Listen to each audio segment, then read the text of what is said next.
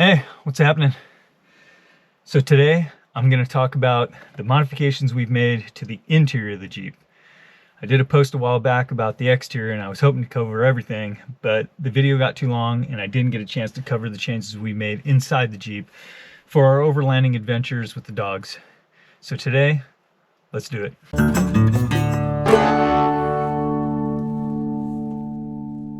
Let's start off right here in the front. We installed Bullet Point's Ruby Grid system.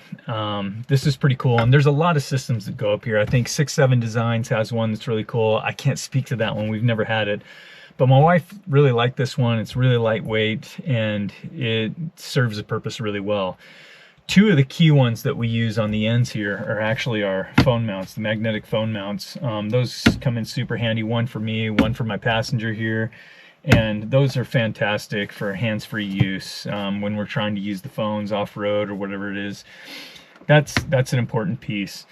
Another mount that I have, as you can see here, is the mount for the actual GMRS radio. So modification number 2 that we made is the radio itself. I actually have the radio mounted in a discrete location, and then I'm able to actually plug that in right here at the tunnel, and I can mount my GMRS radio here, and that is the 575. It's the 50-watt version of the Midland GMRS radios. That gives you, I think, the longest distance of any of them. Some of them are really low power, but this one, and we also have a couple of handhelds too. So if we have friends that go with us and they don't have a radio, I can divvy out a couple of handhelds too, and we can all be on the same frequency, which is super helpful when we're trying to talk to people that are back and forth. You don't have to stop, pull over, pull up next to each other. It's really handy. And then the last piece here, I'll move this out of the way, is I actually have a GoPro mount so that I can film looking forward out the windshield, or I can film looking back at myself if I want to talk to the camera and vlog. So again, the Ruby Grid system that we have here, that's really cool from Bullet Point. Another piece is we used to mount the our iPad here. So for Onyx Off-Road or for Gaia, things like that, navigation applications and stuff like that for overlanding, we used to mount it up here, but it was either blocking the vent or it was blocking my visibility. So we've added this mount, which is really cool. And I was really worried about it if, you know, the wife hopped in and was her knee going to hit this, but it doesn't. It works out really good, and we can fit a nice large iPad in that location. A couple of things I want to touch on before we go any further, though, are things that are really not modifications to the Jeep, but they're things that you can add to the Jeep from the factory, and I think they're kind of a must-have for overlanding. Cold weather package. It's so nice when I've been out in snow or cold weather, my hands are wet and they're frozen from dealing with a winch or something like that, or tools, and I can hop in here and grab a hold of a nice warm steering wheel. Man, that's awesome. It's the best. Same thing with the heated seat, right? These things aren't just for overlanding though. I get in this thing in the morning on a cold morning to drive to work or something like that. These things are warm faster than the heating element that's going to warm up the Jeep. So by the time I leave the driveway and I'm driving down the road, this thing is actually really warm to hold on to, and it helps a lot. The other second item that I think is kind of a must-have for me is the auxiliary switches that come with the Rubicon. The aux switches, I'm using aux 1 right now for my Baja Designs LP6s in the front, and I'm using aux 3 for my rock lights underneath the Jeep. And I still have two switches unused. We'll probably end up using those eventually, but right now they're not being used at all, and I don't need an S-Pod or anything like that yet, right? We may end up with enough devices where we need that too, but right now I'm getting by with just the aux switches, and that's a big plus. One other thing that I want to point out is if you have a rack that comes forward beyond the actual sound bar above your head here where the speakers are, that's where the actual XM stereo mounts, your satellite radio. That will block the radio signal, and you won't get a very good radio signal. I mean, it'll work sometimes. Sometimes it cuts out and things depending on which way you're facing. But there is a bracket made by Maximus 3, who makes the rack mounts and things like that too. And that moves or relocates that antenna from inside the bar right to above your visor here, which is awesome. Now we don't have any issues at all with satellite radio. Comes in loud and clear no matter where we are. I think that's it for this. Let's go down into the footwell and I'll show you a couple of modifications I made down there. All right, next item on the list for comfort and ergonomics is going to be the dead pedal. So when you get a Jeep, Rubicon or otherwise, there's nothing here. It's just a floorboard like that just disappears away from you. And that's not real comfortable to drive for long distances. So I ended up, right from Quadratech, you can order one of these. There's a lot of companies that offer them now, but a dead pedal for me is a must-have for comfort. I can't tell you how many times when you're driving down a steep hill or incline and it feels like you're going to slip out of your seat, having that spot to rest your foot and give yourself some leverage is really, really helpful. Plus, it's just great on long trips and long drives to have a place to rest your foot that's comfortable. Otherwise, my heel and my ankle just starts to ache over a long, long trip. All right, so this next modification is actually something from Desert Does It, and it's called a seat jacker. And what that actually does is it adds a 3/4 inch spacer underneath the actual seat mount to the floorboard here. So you can see the billet steel here, and there's one on the outside of the seat and one on the inside of the seat. And I have those on both the driver's side and the passenger side. And what that does is it lifts up the front of the seat. Here you can see the piece actually on the passenger side as well. And again, jacks it up 3/4 of an inch, raises the back of the seat up, or the bottom of the seat up, so you've got better leg support here in the front underneath your thighs, and keeps you from feeling like you're going to slide forward on steep incline or declines. Okay, while we're here, might as well talk about it. So another mod we made was the Kraken tire inflation system. You can see the purge here had some pressure in there. You got your hoses that connect to the passenger side tires, and there's another outlet like this just on the other side. Installation of this thing is super easy, and that uses the twin ARB air compressors under the seat.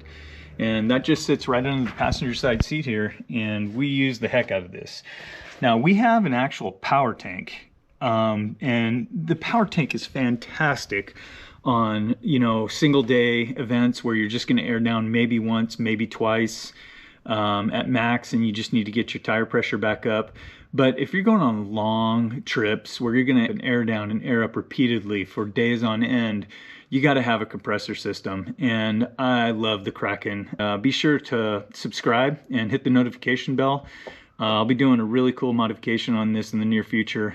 All right, so let's take a look at what we did in the backseat area, because this is probably the most important area for us. This is where the dogs ride. This is a rear seat delete, and it's made by Cargo Dog. Now, we looked at things like the Goose Gear solution, which would be a total platform. It would have been awesome. You know, don't get me wrong, Goose Gear makes some amazing stuff. But we already had the American Adventure Lab set up, and we were just folding the seat down for the dogs to ride back here. That wasn't very comfortable. It wasn't very flat, and it just didn't work out perfect. So the Cargo Dog solution is pretty cool. It's like a big toolbox with carpet on top for the dogs to ride on for comfort. We normally put a big blanket over this anyway, and then we even put towels over that sometimes because the dogs are jumping in and out full of water and mud or snow or whatever it is. But that works out really, really well. All the doors, all three doors, 1, 2, 3 are lockable, including the center one. Center one is probably nifty because you can actually store some unique items in here. You can imagine what I'm thinking of. I right now just have kind of my Baja Designs lens covers, a few items, straps, extra straps and things like that in here. But that comes in super, super handy. Couple things to know about Cargo Dog. Their customer service, freaking awesome, man. That guy is amazing. And they're made in the USA. Things I'd like to do, which I think would have been cool, would have, instead of carpet on these, maybe rubber, you know, or something like that, that was a nice grippy surface and easier to vacuum and clean.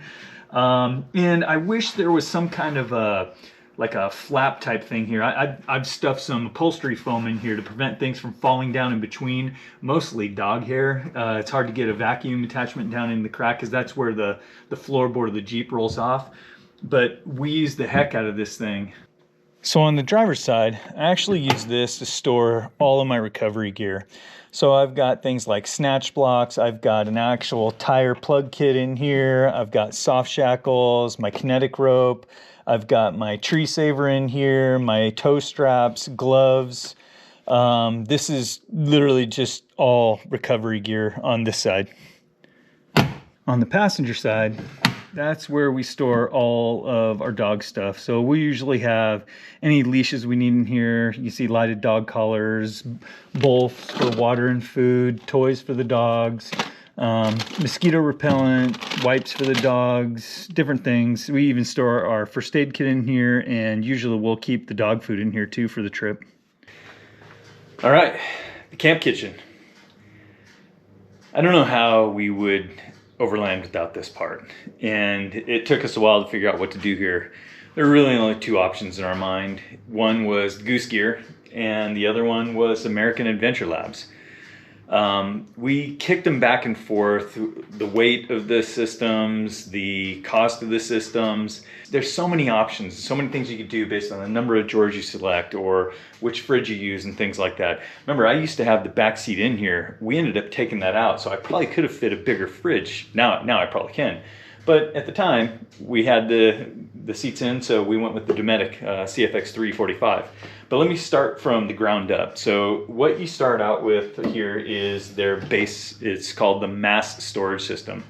Modular something storage system. I don't know, look it up, American Adventure Labs. Bolts in right to the stock location, so you just pull your carpet pieces out. There's 3 bolts, pull it out, bolt this in.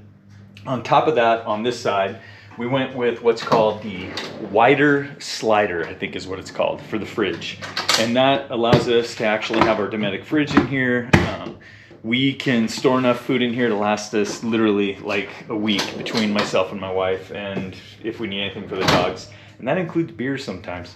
So that's for the fridge side. On this side, we did a 6-inch drawer, 6-inch drawer, 4-inch drawer, and that fit in, as you can see, perfectly with their shelf system.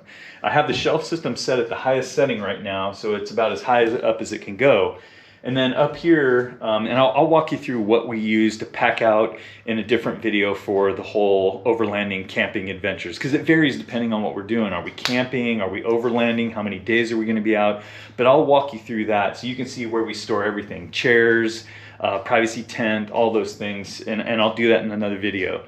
But let me get you through, you can kind of see here, let me give you a little close-up. So we typically have the Blue Eddy AC 180 here, and I have that, I normally have it strapped in. I have a strap system that runs around it. I just put it in here like this for now so you can see it.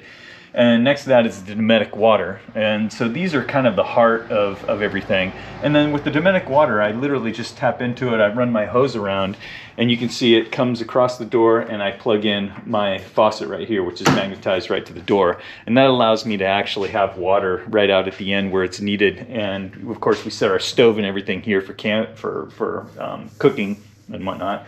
And then this is literally, if you guys aren't familiar with this, the Trailgater. I think this is like the OG of tailgate tables. This is what I went with because, frankly, at the time, I think I was following a bunch of other YouTubers like Brad at Trail Recon. Shout out, that guy's YouTube channel is awesome. If you haven't seen it yet, go check it out. But yeah, the Trailgater, I really dig this thing. It's simple. I've never had a rattle or a problem with it. We use the cutting board a ton so that you can actually, you know, do your food prep and everything here, cook over here, and it actually works out really good. Let me think, other stuff back here. I store my hoses right here for the Epic Kraken system. That works out really good for us. Oh yeah, you can't forget the koozie, right? Pretty cool. I don't know. I think my daughter got me this for my birthday or Christmas. I think it was Christmas. Pretty cool. It makes me laugh. It's awesome. Anyway, so that's kind of the setup. Let me show you something else that is really cool. that I think is pretty cool, because you just don't have a lot of room in the Jeep. You're trying to find places to put whatever you need for camping. And these are called, I think they're called XG cargo bags or something like that. I'll put a link to everything, remember, down in the comments, so you guys can find this stuff. But I store things in here like my propane hose for the propane tank to go to the stove. I think in this bag I've got a bunch of tie downs for the awning if needed, and then I've got a little spigot for the rotopacks for the water, so I can literally have the water tapped right off the side of the Jeep if we need to. I've got another one on this side and over here, and we use like the Molly stuff. We use it to do things like carabiners, locks for my stuff I'm going to store on the roof, like the roam box and things like that. Those come in pretty handy. And then this one, I've got, so whenever I need to air down to something less than 12 psi, which my air down is set to, I can air down to 8 psi in the snow or 6 psi. I've got some bear spray in here. We've got some tools, some more straps. Just literally, these things come in really handy for storing all kinds of stuff, so it's not just rolling around in the Jeep all over the place. And it keeps things pretty tidy, right? And this is normally totally wasted space up here, guys. So, you know, it's nice to be able to take advantage of space that would otherwise totally be wasted. And we stuff a lot of stuff in between these and the window, like our chairs, different pieces. Again, I'll show you that when we do a pack out video. Oh, the light. Okay, so whenever you're out here camping, one of the things you'll notice is there's just no dome light. There's no dome light out here to be able to do your cooking and things. So you need to light this area up. One of the things I picked up, let me show you this, is a light called a Brawley light. And it goes right onto the sill of the window here. And then it comes around, the wire comes off right down here, follows this in. You can see I just zip tied to it. This is actually the antenna for the remote control for it. And then I plug that right into the AC when we're using it. So if I'm not charging and we're not driving, that means the AC unit doesn't need to be plugged in. I can unplug that, plug that light in at night, and we can actually light up the whole back area. I think that's about it for the camp kitchen. Yeah, I think that's it, guys. Anyway, that's how we roll.